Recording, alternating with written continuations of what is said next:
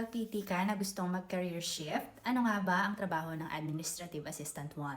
For context, this is a follow-up question in my previous video about career options for LPTs in the government.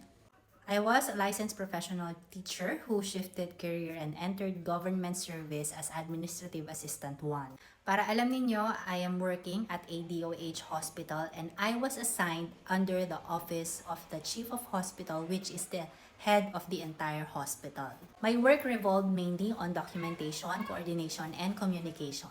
And the specific tasks I handled are the following: drafting correspondence such as letters, memoranda, hospital orders, and resolutions.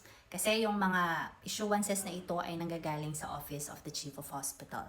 Coordinating meetings and recording minutes of the meeting. So yung coordinating, kasama na dito yung preparation ng logistics, the venue, and informing of course the attendee about the schedule, where it will be held, and other things. Ito usually yung pagmi-minutes of meeting ang ina-assign talaga sa bagong salta sa mga offices. Mai-share ko lang, bagong-bago ako noon sa DOH hospital na pinagtatrabahuhan ko, and they assigned me to record the minutes and document it.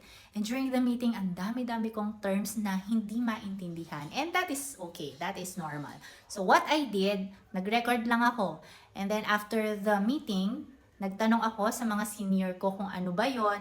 And then, nung nalaman ko and explain nila kung ano yon, lahat ng mga nilagay ko sa aking notebook made sense. Another task na ibinigay din sa akin nung bagong salta pa lang ako ay yung administration ng mga incoming and outgoing documents. Since Office of the Chief of Hospital, marami talagang pirmahin yung boss namin. Lahat ng pumapasok sa amin, nire-record namin, and then kapag napirmahan na nila and magpapareceive na kami sa ibang offices or units of the hospital, we also have to record for traceability purposes.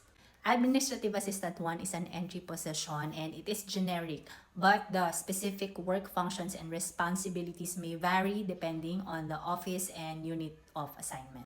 But if your niche is on documentation, records keeping, communication, and coordination, pasok ka sa administrative position sa government.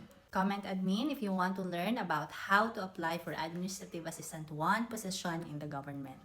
I hope this helps, and if it does, do not forget to repost and share.